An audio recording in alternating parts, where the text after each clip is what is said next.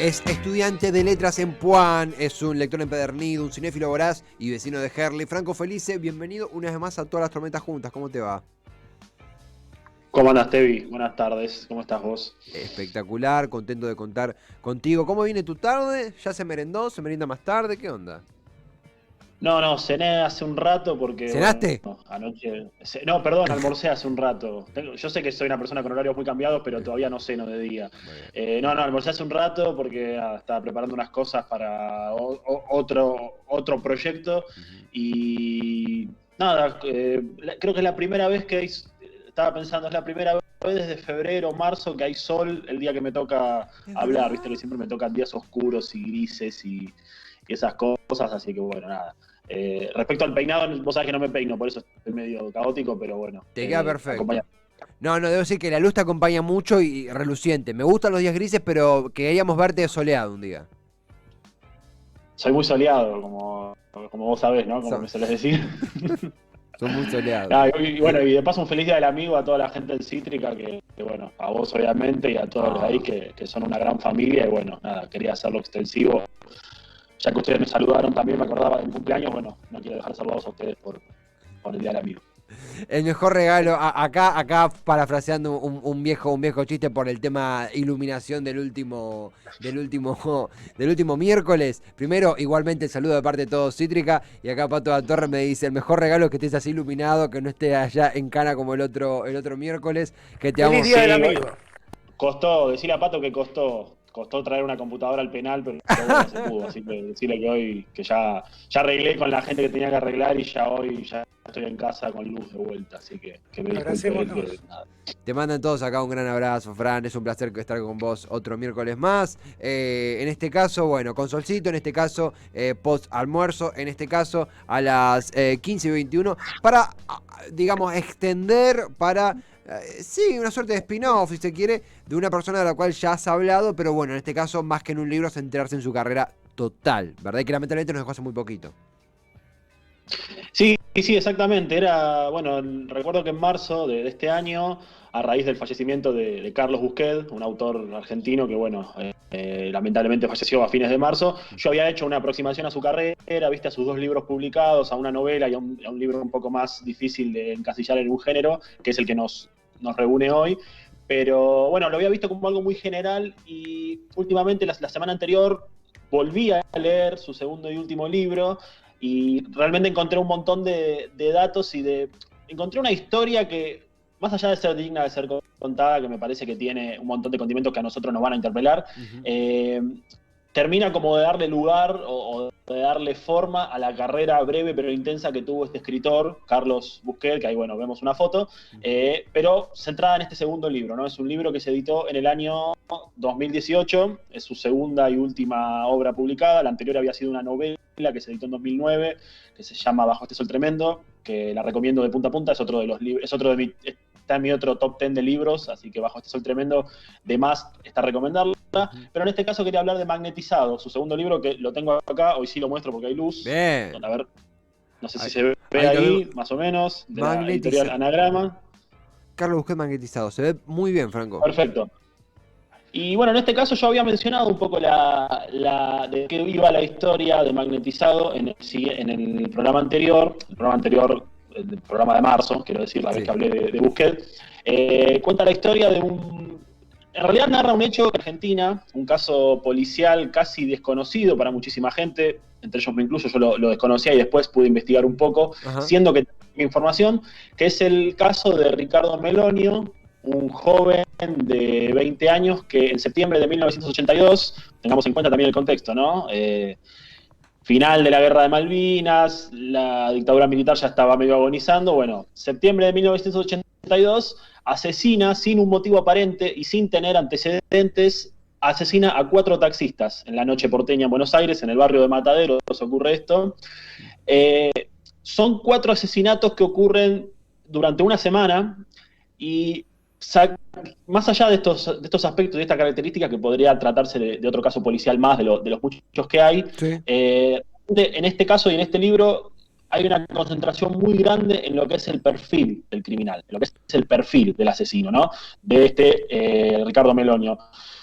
El libro es una serie de charlas que ha tenido Carlos Busquet con Melonio en un penal de Seiza, donde él está cumpliendo condena, y en el que se van intentando contar la historia desde la misma voz del protagonista, desde la misma voz de Ricardo, se van contando los hechos y se va tratando de tejer una especie de explicación o de búsqueda de razón o motivación o un montón de cosas más para ver qué es lo que lo lleva o lo que lo llevó a tener estos impulsos criminales. Y lo más interesante del libro, que es algo que hacía un tiempo lo escuchaba en una entrevista que le habían hecho al autor, Sí. es que lo que más atrapa del libro generalmente es que uno después de leerlo y de tratar de entender los motivos criminales y la vehiculización de los asesinatos de Ricardo, uno tampoco entiende por qué los mató. O Ujú. sea, es un libro que está totalmente cubierto por el manto de la duda y de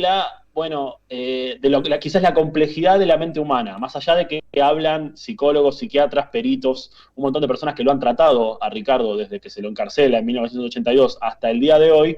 Realmente el atractivo del libro y una de las maneras tal vez de entender el móvil criminal es que no se sabe por qué lo hizo. Él no sabe por qué lo hizo. Realmente leyendo el libro, contándolo en su persona, porque, insisto, es la voz del asesino, quedan más dudas que certezas. Y Obviamente, ahí, sí. ahí tenemos justo una foto de Ricardo. ¿Sabes que mientras hablabas, acá justo fue Pato la que la colocó? Porque mientras vos hablabas, Pato ascendía con la cabeza, lo tengo aquí detrás a Pato de la Torre operando cámara, y me dijo un toque por el tollback que es un librazo, que Magnetizado es un librazo. Colocamos acá, colocó la foto del asesino, el protagonista de esta. Justamente te quería preguntar, sé que el término no es código, pero me permito esa palabra. ¿Es en código novela o crónica el escrito que desenvuelve Busquets? Bueno, primero, sí, es un librazo, tiene razón Pato, en eso coincido con él. Afortunadamente es una forma de decir, no, en estos últimos meses se volvió a leer mucho a Mm, lo que había producido Busquets, sus dos obras, así que es un libro que se consigue fácil, por otro lado. ujú. Respecto a lo del código y a lo del tema, me habías preguntado por el género, ¿puede ser? ¿Entendí bien? Claro, género, correcto. Bien, bueno, es un libro que es difícil de encasillar en un género porque uno podría tomarlo quizás desde el lado más simplista y decir, bueno, es una novela de non-fiction, porque recrea un caso real que ocurrió y está también contado en la voz del protagonista. Pero no llega a cumplir con los requisitos, si se quiere, entre comillas, de lo que sería una novela non-fiction. Primero y principal porque no está narrado el hecho, no están narrados los hechos de los asesinatos a los taxistas puntillosamente contándose, sino que pasan a ser parte de una narración, de una descripción que hace Busquets. Ujú. Tal noche, Melonio se sube a un taxi, porque también, o sea, y cuenta cómo los matas. También es muy interesante entender, más o menos para redondear la pregunta, ¿no? No hay un Correcto. género bien definido. Se lo ha llamado novela de no ficción, se lo ha llamado novela testimonial. Es realmente muy complejo, pero bueno, también ahí hay algo interesante en lo mismo de la novela, ¿no? De entender, del libro, de entender esa incógnita que nos rodea por encima para ver dónde lo podemos encontrar al libro. Total. Es muy interesante entender, más allá de todo, la historia de Ricardo Melonio, porque las charlas cuando comienzan en el libro se remontan primero, bueno, a su infancia, y como todo asesino, o como la gran mayoría de los asesinos, tuvo una infancia muy complicada. Mm, Esto parece ser un patrón que, bueno, una persona que sepa de psicología lo va a poder entender y explicar mucho mejor que yo, pero total. viste que está como ese patrón de que los asesinos seriales tuvieron infancias difíciles. Sí, sí, sí, tortura de animales, maltrato doméstico, sí, sí, sí, lamentablemente sí. Totalmente, totalmente. En el caso de Ricardo es muy extraño porque su gran relación tortuosa era con su madre, porque su madre era una fanática religiosa, pero no una fanática religiosa desde el lado más evangélico, sino desde los cultos. Era una Ujú, mujer, él había nacido en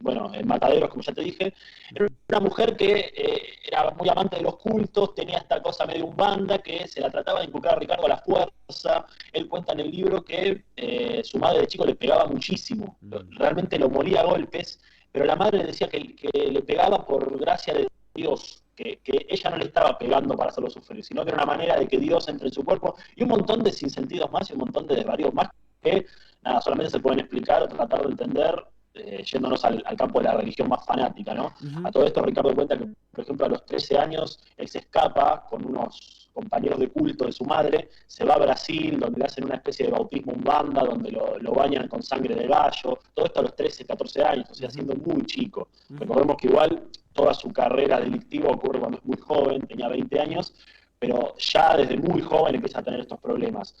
Hasta que en un momento él se cansa de soportar a su madre y se va a vivir con su padre y su hermano. Sus padres estaban separados. Y un poco comienza ahí toda la historia se podría decir que realmente comienza ahí cuando empiezan a hablar del perfil de Ricardo, porque recordemos que no estamos hablando de una persona que tenía antecedentes, no estamos hablando de una persona que tenía un problema personal con los taxistas, bueno, menos mal, ¿no? Pero tenía un problema personal con los taxistas y por eso los mataba. Claro, es realmente muy interesante leer las pericias psicológicas que hay en el libro, que los psicólogos y los psiquiatras le hicieron a Ricardo a lo largo de 30 años y que se las cuentan acá a Busquets, al autor, porque se empiezan a desentrañar y a contar un montón de diagnósticos posibles, pero son todo eso, son diagnósticos posibles, porque realmente esa foto que están viendo es la única que se conoce lo doy como dato, de Melonio. No hay datos de él, no hay fotos de él, porque no hay. Hay solamente un identikit que de hecho está muy mal hecho, lo hizo uno de la policía cuando uno de los taxistas se lo contó, Sí. pero no hay. Si vos googleás su nombre, te aparece información sobre el libro, porque realmente lo que hizo también Busquets fue como meterse con un caso muy desconocido y toda la información que hoy en día podemos encontrar aparece de la mano del autor, ¿no? Hay un laburo periodístico también ahí. A mí me suena también a eso, un laburo de reconstrucción de un hecho del cual casi no hay registros. Sí, totalmente. Casi no hay registros y aparte hay un motivo que explica quizás, si querés, esto lo pensaba el otro día, ¿por qué casi no hay registros? Recordemos que esto ocurre en septiembre de 1982, Claro. a fines cuando había terminado la guerra de Malvinas, y que también empezaban a surgir un montón de datos de, no sé, ajustes de cuentas a civiles durante la dictadura, ¿no? Un montón de cosas clandestinas, y era como que una muerte más, era una muerte más, ¿viste? Sí, sí, Moría un sí. taxista en la cabeza, y se lo tomaba como una muerte más en ese contexto, ¿no? Sí, sí, sí. Empezaban a sacar a la luz un montón de porquerías de la dictadura, de un montón de cosas, y bueno, eran como que por ese motivo, si se quiere, pasaban desapercibidos los crímenes. Está el Y es muy identikit ahí. interesante. Ahí está el identikit. Ahí está el identikit que según Busquets no se parece en nada. O Claro. sea, según cuenta Carlos el libro, no se parece en nada a lo que era Ricardo en su juventud. Y es muy interesante, la parte que a mí por lo menos más me llega de toda la historia, es comenzar a entender los motivos criminales, la vehiculización que lleva a Ricardo a cometer un crimen. Porque él era un chico que tenía, cuando comienza a cometer los crímenes a los 20 años, tenía algunas obsesiones medio extrañas, como por ejemplo, no sé, le gustaba salir a caminar durante todo el día y daba 50 vueltas a la misma manzana, por darte un ejemplo. Salía a caminar y caminaba siempre por el mismo lugar, o se iba a dormir a la plaza, empezaba a vivir, antes de los crímenes vivió un tiempo en la calle por decisión propia, Ujú, porque un día él está en la casa trabajando en un despacho de pan que le había puesto el padre ujú. para que haga algo, y un día se da cuenta de que se quiere ir, de que no quiere estar más en la casa, no sabe dónde se quiere ir, pero se quiere ir, y no sabe qué quiere hacer, pero se quiere ir de ahí. Y esto también es como un patrón muy repetitivo en la vida de Ricardo, porque cuando se le preguntan un montón de cosas de por qué hizo, o de qué pensaba, o de qué sentía, él dice que no sabe, que no siente, que no sentía nada. Entonces ahí también se comienza a armar para la ciencia un perfil psicológico de un psicópata o de una persona que tiene delirio místico, pero que aún así, viste, nunca tuvo ataques de violencia muy fuertes, pero bueno, comienza a vivir en la calle, durante más o menos una semana y media, vive en la calle, va durmiendo en Plaza Flores, va caminando por toda la zona de Capital, Ujú. duerme en un cine que está en Floresta, se esconde en el cine y se queda toda la noche durmiendo ahí, o cuando pasa la película, él contaba que veía la misma película 6 veces, o sea, realmente tenía una condición llamativa, ¿viste? Sí, sí. Y Total. en un momento sale del cine, empieza a caminar por Mataderos, porque recordemos que caminaba de Flores a Mataderos, a Floresta, a Boedo, va para todos lados, Ujú. y según cuenta él, y acá es lo más extraordinario de los casos, él veía venir un taxi y por ahí no sentía nada, y lo dejaba pasar, y pasaba otro taxi, lo mismo, otro, hasta que pasaba uno y tenía una voz en la cabeza que le decía, es este. Y él se subía al taxi, se tomaba el taxi como un pasajero normal, hablaba con el chofer, como hace cualquiera que se toma un taxi, hoy en día que se toma un Uber, Sí. y llegaba siempre a una esquina que era el destino, sacaba el revólver que tenía guardado, porque bueno, eso no lo expliqué. El revólver que él usó para matar era un revólver del padre, que él lo tenía por seguridad. El padre había Ujú. comprado un revólver para cuidarse. Ricardo lo roba de la casa, lo mete en una carterita que tenía, y esa carterita la usa de almohada cuando duerme en las plazas. Viste que te conté que dormía en las plazas. Bueno, Sí. él se quedaba a dormir y usaba la carterita con la almohada, la carterita con la pistola cargada, eso también lo cuenta, y lo usaba de almohada. Entonces siempre iba con esa carterita a todos lados, y había tenido cierta experiencia, si se quiere, en lo que es el uso de armas de fuego, porque había estado muy, muy poco tiempo en la colimba. Pero por un altercado que tuvo con un compañero, terminó de, digamos, se le dio de baja de servicio antes y bueno, no llegó a combatir en la guerra de Malvinas por eso, también eso lo cuenta. Merodeaba Pero ese sitio, Boedo, Caballito, Flores, Floresta, lo merodeaba armado. lo merodeaba armado, exactamente, pero era un chico que no llamaba la atención, era un muchacho de 20 años, un nene, o sea, era más Claro. chico que nosotros, vos te Sí. pones a pensar en eso también. Y merodeaba y se sentaba a comer, iba siempre al mismo restaurante, iba al cine, dormía en la plaza, vivía como un indigente. Todo esto ocurre la semana anterior a que él cometa el primer crimen, que, bueno, se toma el taxi, como te dije antes, está sentado en el asiento de atrás, y cuando el chofer le va a cobrar, él le agarra con una mano, le agarra la frente, le pega un tiro en la sien, se fija de que el chofer haya muerto, se fija, él siempre decía que para fijarse de eso, se fijaba que le sangre la oreja, porque si le sangraba la oreja significa que había muerto.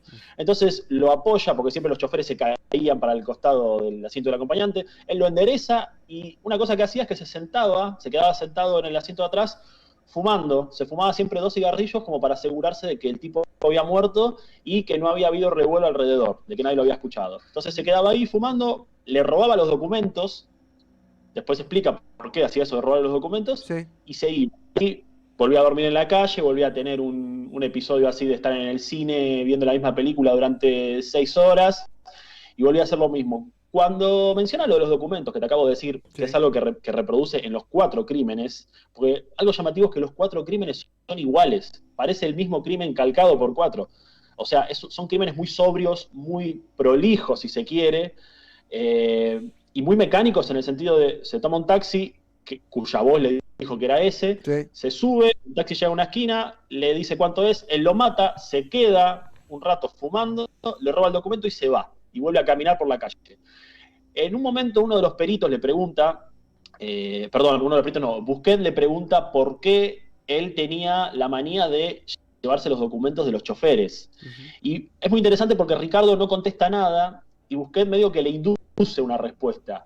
Sabiendo que Melonio, que Ricardo, tenía interés por toda esta religión umbanda, también que le había inculcado a la madre, y que decía que era una persona que estaba del lado oscuro, porque tenía todo también ese mambo esotérico, ¿viste? Ese Sí, mambo sí. del satanismo, ¿no? Siempre lo llevaba para ese lado. Sí. Busquet, más o menos guiándose por eso, le dice, guiándose por ese gusto, le pregunta, ¿los guardabas, te llevabas los documentos para tenerlos en un altar? Y ahí Ricardo contesta que sí. Y ahí te das cuenta de que realmente no tenía ninguna motivación para hacer nada y que todas las respuestas que hace son respuestas inducidas por el otro.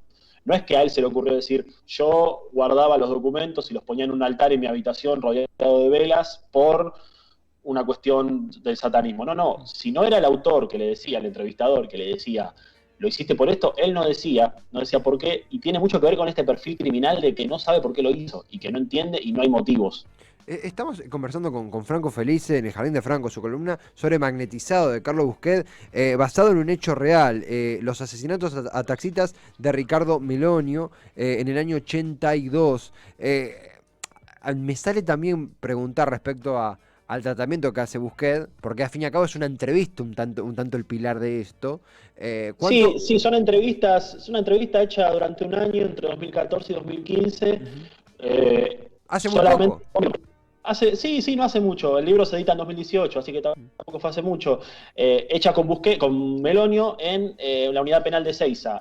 Antes Melonio había estado en el Borda, después lo pasaron a Seiza, antes había estado en Devoto, pero bueno, te interrumpí, disculpame. No, no, es que simplemente iba por ese lado. Mira, ahí vemos un dibujo de José Macelo recreando el Sí, sí. momento del asesinato de los taxistas, de uno de los taxistas, simbólicamente, ¿verdad? En ese sentido, imaginen una entrevista frente a una persona así, la cantidad, cómo se le revolverían las entrañas, el cerebro, por un sinfín de cosas, la indignación, el miedo, la preocupación. En ese sentido, Busquet, ¿cuánto vuelca de él, según tu lectura, en la historia, en la novela, en la crónica? ¿Cuánto vemos de la reacción de Busquet ante el asesino?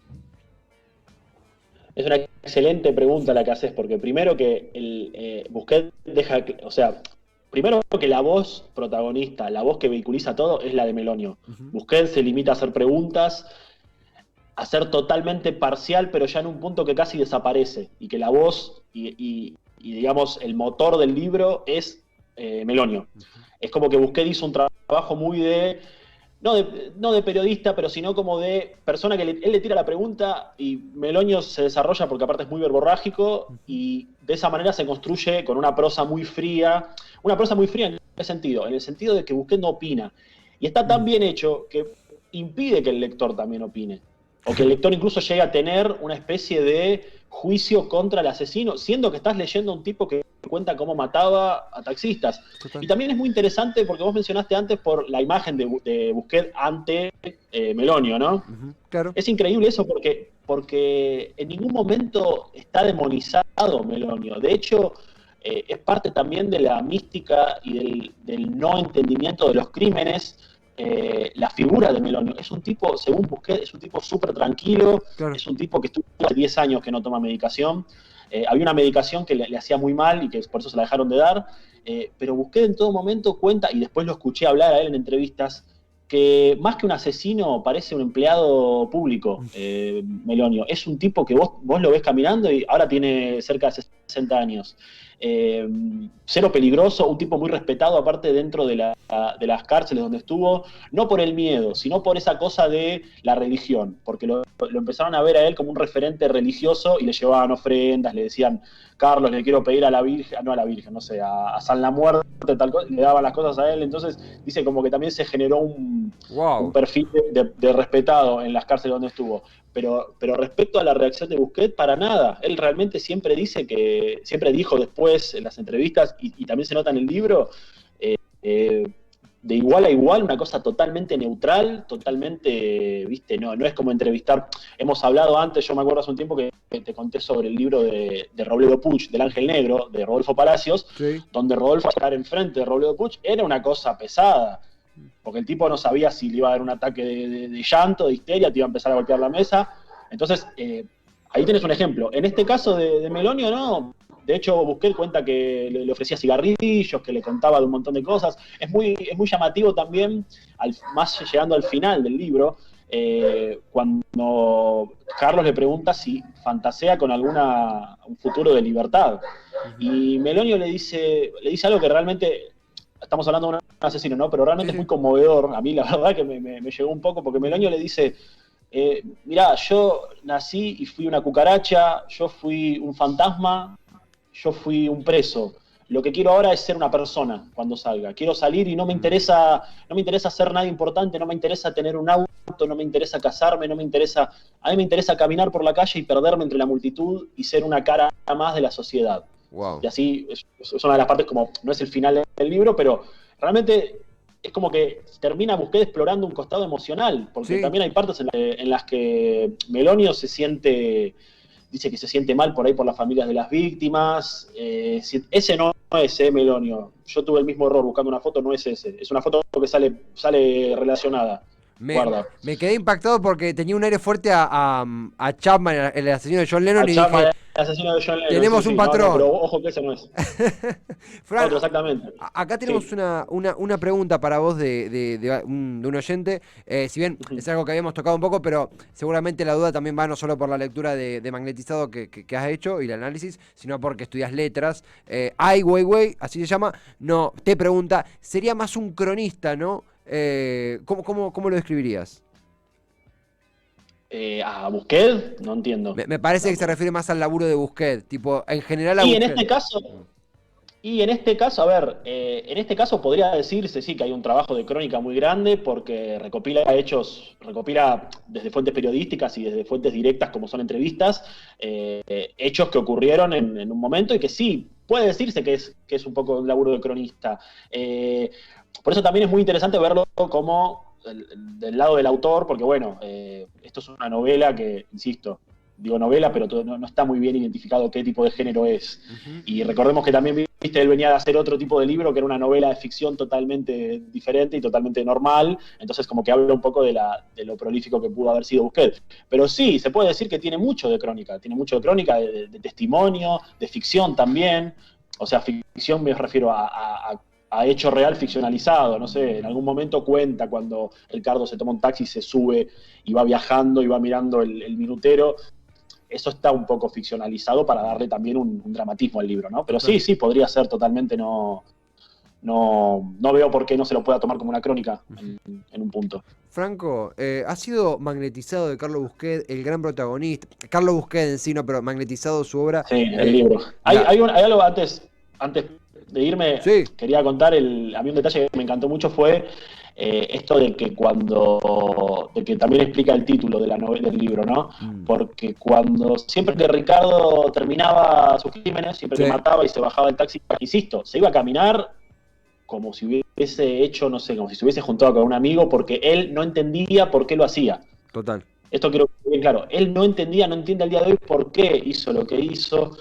Eh, no sentía como en un momento le dice a Busquets, ¿viste cuando vos tenés sueño que querés dormir? Cuando tenés hambre querés comer. Bueno, a mí me pasaba que no que quería matar, no es que tenía ganas de matar a alguien, sino que tenía una necesidad de hacer algo en ese momento y ese momento era matar. Sí, Por eso también está mucho ese fantaseo que le preguntan de, ¿vos pensás que hubieses seguido matando si no te metían en prisión? ¿Vos pensás que hubieses parado ahí? Porque también cuando a él lo entrega el hermano. El hermano encuentra un día los documentos de los taxistas y va hasta el Palacio de Justicia y dice, soy el hermano del asesino de taxistas, porque ya había empezado a haber un revuelo en ese momento, sí, sí.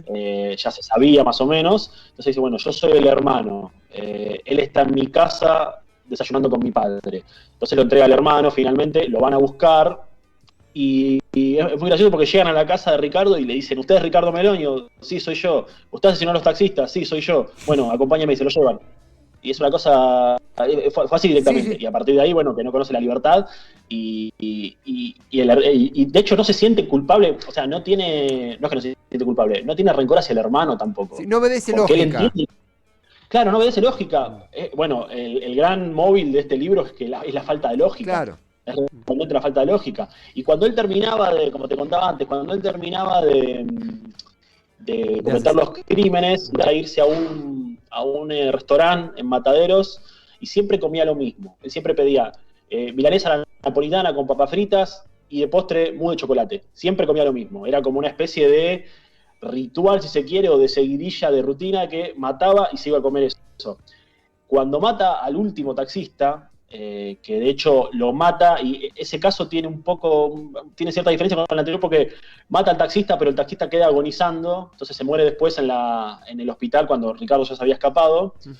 Bueno, ocurre esto, él va a comer a este restaurante, pide esa comida y cuando agarra los cubiertos y empieza a cortar, se da cuenta que se le habían quedado pegados y dice, la puta madre, estoy magnetizado. Estoy magnetizado pues se me pegan los cubiertos. Y se da cuenta que en realidad era la sangre del taxista que se le había pegado en los pantalones, en las manos, y nunca se dio cuenta. O sea, caminó desde el taxi hasta el restaurante sin darse cuenta que tenía las manos ensangrentadas. Y ahí cuando agarra dice, estoy magnetizado.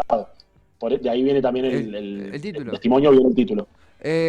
La verdad, Franco, que sucede siempre, pero hoy justamente a uno acá de los rostros y las mentes detrás de vidrio le pegó fuerte porque justamente leyó, siguió, asintió toda la columna por haber leído el libro, por ser seguidor de ser lector. Me alegro mucho, me alegro mucho. Es lo que generas. No, realmente impecable, Franco. Y cerramos con esta, justo vos hoy en Instagram, ahí en Set Verdadera, en tu IG. Había puesto hoy milanesa con arepita con papas fritas y mousse de chocolate. Me preguntaba por qué, presentando la columna que acabas de realizar, y ahora entiendo todo un poco más. Por supuesto que el entendimiento completo es con la invitación a la lectura que haces. Esto yo lo percibo como una invitación a leer. En este caso, Carlos Sí, Busquets, sí. de quien has Sí, hablado sí, mucho. es un libro que se consigue aparte muy fácil ahora porque se Sí, lo reeditó mucho sí. y es una lectura súper amena y quiero decir, es un libro muy fuerte, Mm, muy intenso por la velocidad que tiene mm. y tiene menos de 200 páginas, quiero decir, para aquellos que no les gusta leer mucho o que son más de la velocidad, es un libro que se lee muy rápido y no aburre en ningún momento y nada, destapa un montón de cuestiones y deja un montón de incógnitas, eso lo aclaro, está bueno también que Bien. incógnitas porque decís, ¿por qué los mató? O sea, vos cerrás el libro y decís, ¿y por qué los mató? Esa es la gracia también, claro. Franco, ha sido justo con imágenes de Carlos Busquets, nos despedimos. Ha sido un enorme placer. Como siempre, tener estos espacios los miércoles donde uno aprende escuchando es invaluable. Afortunadamente, en una semana nos reencontramos aquí mismo. Gracias por habernos hecho ingresar con tanta elegancia en Magnetizado de Carlos Busquets. No, por favor, el gusto es mío, bueno, a mí también me gustó mucho y la invitación a leer, como siempre, a sacar cada uno sus propias conclusiones, es lo más importante de la lectura y bueno, nos veremos la semana que viene, les mando un abrazo a todos. Fuerte Saludo a vos, abrazo. a Pato y a quien esté allí. Ay, Ancho, ay, Ancho. Gracias, Y a Ian Franco. también. Abrazo Nos de todo. vemos. Hasta pronto, Franco Feliz, estudiante de letras, lector empedernido, cinéfilo voraz. La verdad, el contar con esta, justamente iba a decir lectura, y sí, es la lectura, el análisis de Franco Felice sobre autores de la hostia como es Carlos Busquets y un trabajo tan, la palabra no es imprescindible, ¿verdad? Sino que es tan interesante de abordar como es Magnetizado, es algo que, es un lujo que nos damos los miércoles, en las últimas horas de todas las tormentas juntas.